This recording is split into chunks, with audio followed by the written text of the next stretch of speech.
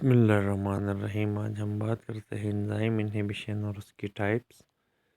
Enzyme इन्हिबिशन कहते हैं students की एंजाइम यानी फर्दर रिएक्शन नहीं करता और मॉलिक्यूल जो रिएक्ट करते हैं एंजाइम के साथ वो प्रोडक्ट में कन्वर्ट नहीं होते, वो एंजाइम इन्हिबिटर्स कहलाते हैं।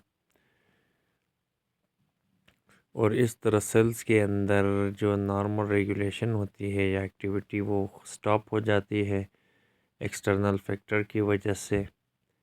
और अब ये जो इन्हिबिटर्स है जो एंजाइम की एक्टिविटी को स्टॉप करवाते हैं वो पॉइजन हो सकते हैं, cyanide, antibody, anti metabolite, penicillin, sulpha drugs. और इन्हिबिशन दो तरह का होता है, एक कॉम्पिटिटिव और एक होता है इनकॉम्पिटिटिव इन्हिबिशन। तो कॉम्पिटिटिव इन्हिबिशन ये होता है जिसमें एंजाइम की एक्टिविटी स्टॉप हो जाती है क्योंकि जो एंजाइम की एक्टिव साइट है उस पे कोई केमिकल आके बाइंड हो जाता है और मुकम्मल तौर पे एंजाइमेटिक एक्टिविटी ब्लॉक हो जाए तो ये कॉम्पिटिटिव इन्हिबिशन कहते हैं। कॉम्पिटिटिव इन्हिबिटर बिल्कुल नॉर्मल सबस्ट्रेट्स के स्ट्रक्चर में मिलता है और वो एक्टिव साइट पे फिट आता है एंजाइम के। अच्छा, इतना सिमिलर ये नहीं होता कि ये सब्स्टिट्यूट उसका हो जाए नॉर्मल सबस्ट्रेट का केमिकल रिएक्शन में, और इस तरह एंजाइम जो है ना रिप्रोडक्ट्स नहीं बनते। और वो इन्हिबिशन जिसमें टेम्परेरी इन्हिबिटर एंजाइम्स को लीव कर दे और इसको हम कहते हैं रिवर्सिबल इन्हिबिशन। यहाँ थोड़ी देर के लिए ये यानी अपना काम स्टॉप कर देगा रिएक्टिविटी और प्रोडक्ट बनाना। और ये डिपेंड करता है, देखें स्टूडेंट्स, कंसंट्रेशन ऑफ सबस्ट्रेट और इन्हिबिटर पे, ठीक है ना। अब यहाँ सबस्ट्रेट और इन्हिबिटर दोनों compete करते हैं एक्टिव साइट के लिए।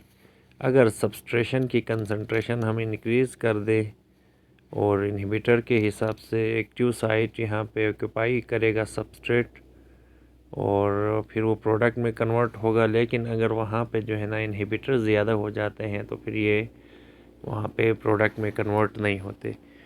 फॉर एग्ज़ाम्पल ऊपर डायग्राम में देखें स्टूडेंट्स, यहाँ ऊपर देखें एंजाइम ए है और इसके साथ अगर सक्सिनेट सबस्ट्रेट आके अटैच होता है तो ये आगे क्या बनाता है, फ्यूमेरेट बनाता है।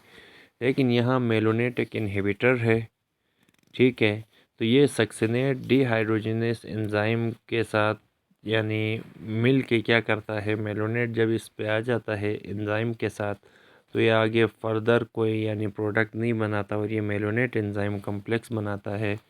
तो इस तरह के इन्हिबिटर्स को हम कहते हैं रिवर्सिबल इन्हिबिशन।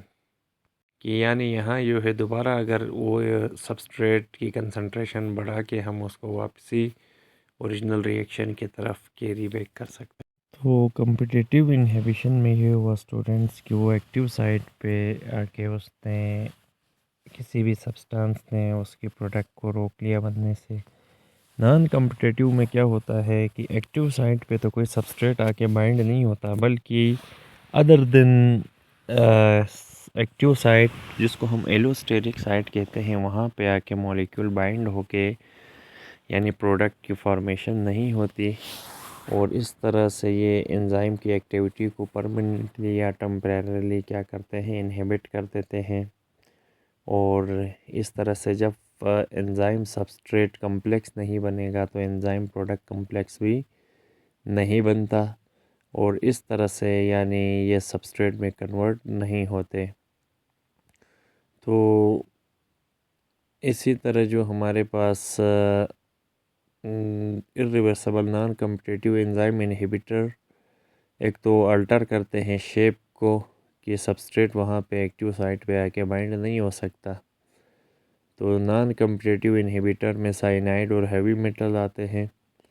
साइनाइड यानी ये क्या करते हैं, जो साइटोक्रोम ऑक्सीडेज एंजाइम है यहाँ पे क्या करते हैं, सेल्यूलर रेस्पिरेशन से इसको स्टॉप करते हैं जिसकी वजह से ऑर्गेनिज़म किल करते हैं हो जाते हैं।